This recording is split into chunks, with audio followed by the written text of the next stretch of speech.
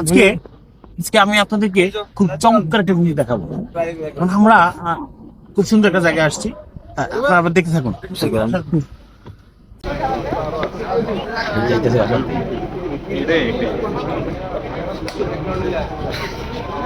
আমরা কিছু বুঝতেছি না, মনির ভাই বাঁশ আনতেছে, যে বাঁশ দিয়ে উনি কি করেন? হারিকেন গুয়াই বাস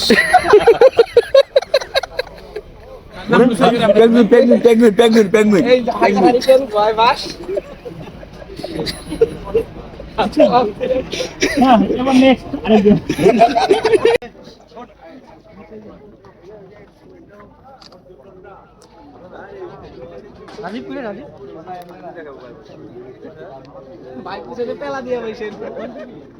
এই দেখেন, এই সেই জিনিস, হাতে হারিকেন, হাতে হারিকেন,